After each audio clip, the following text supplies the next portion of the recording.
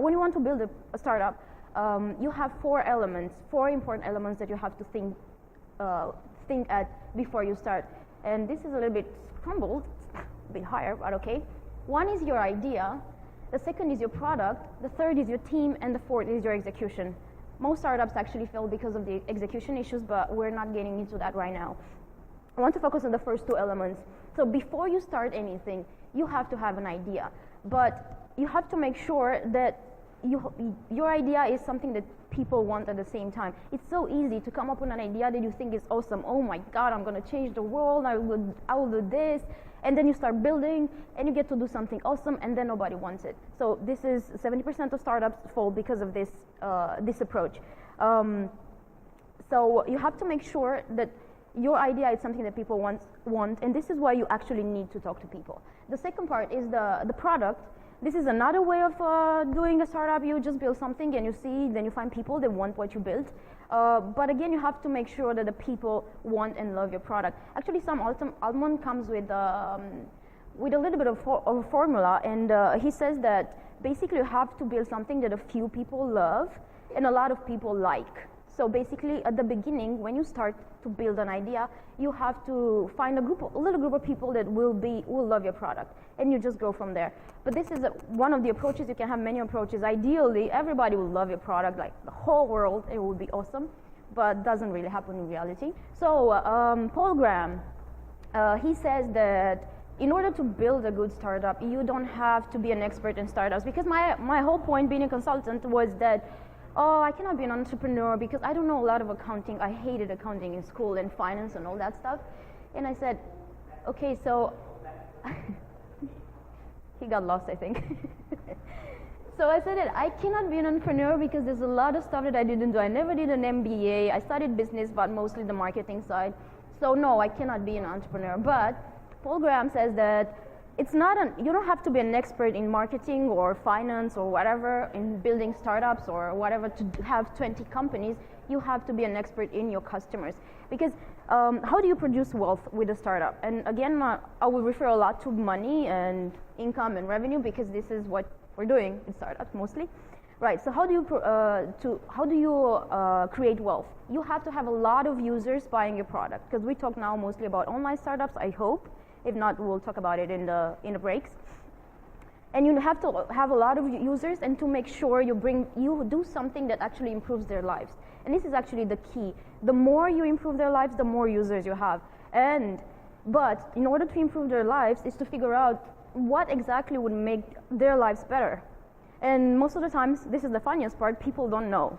Because you know the Ford guy, before he created the first car ever, he said that if I was asking people what they wanted, they would have said, I want a faster horse. So how do you figure out what people want? So how do you figure out what they need? How do you figure out what will bring value to their lives? And the key here is asking the right questions, because the answers are easy, but the hardest part is asking the right questions. And this is what we're going to exercise on in the second part of the presentation.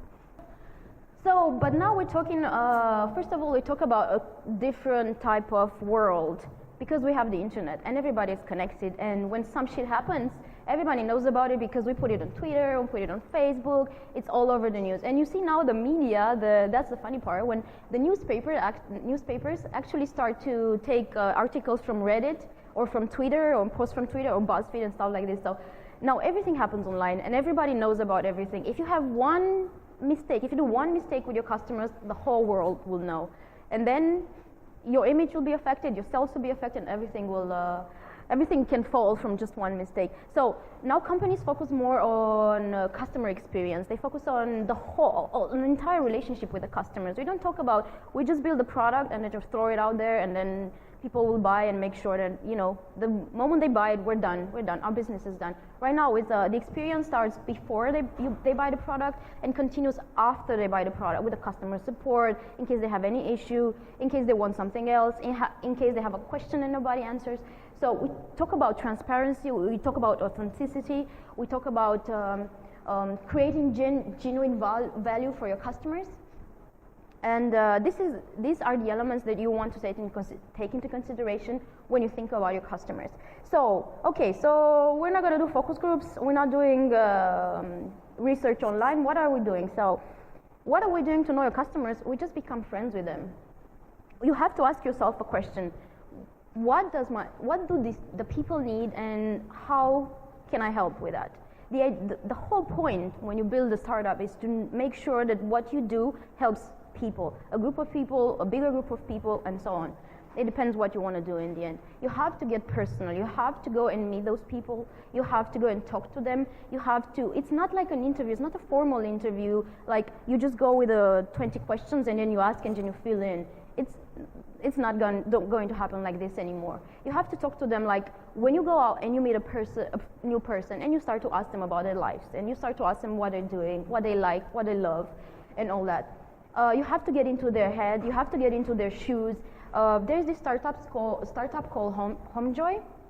They are doing cleaning services. So basically, there are two brothers, a brother and a sister. So what they did is they noticed that cleaning in New York is very expensive, and they wanted to help people to actually have a better cleaning system with that is not risky, that is safe, so nobody will steal anything, and that has a lower cost. So what they did is said, okay, I'm just going to make a site. We're going to talk with some cleaning service people and so on, and they will have profiles on the site, and then people book us on the site. But they tried it, and it didn't work. So what they did actually, first of all, they did the cleaning themselves, so that they understand, okay, what is this about? What does this involve? So they did the cleaning themselves for a couple of months. So they figured out exactly what the people needed. And secondly, they started talking to their customers. So they took the customers out for drinks or in a bar for lunches, and they started talking to see, okay, so what's your problem, to understand exactly what they needed related to their product. When you talk about empathy mapping, you can do it, and this is a never-ending process. This never stops. You do this before you build your idea, and you keep doing it because you need to validate your idea, and we live in this very fast world when everything changes, new technology, so you always have to be on top of it. You always have to understand what's changing, what else you need new, what happened to your customers, what else they need. Is there everything like 6 months ago when you started all this stuff?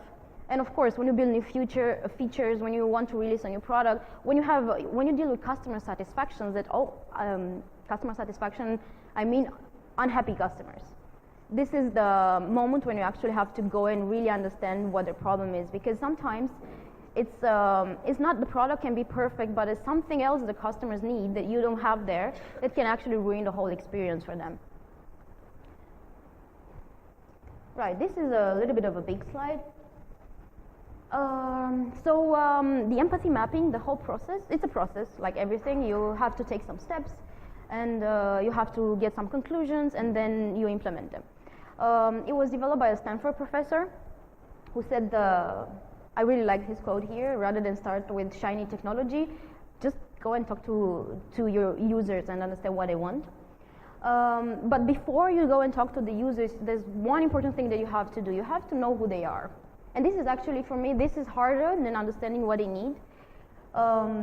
Because you start sometimes, when you start a product, when you come up with an idea, you are the first customer of the idea. Because you think of it, hey, I have this problem, and I think it needs to be solved, and you get attached to it, and you think you understand everything about it, you think you understand the problem, you think you understand what needs to be done. And that's why many founders, the successful ones, actually started company based on the problem or problems they actually had. So the products they built were something they really needed.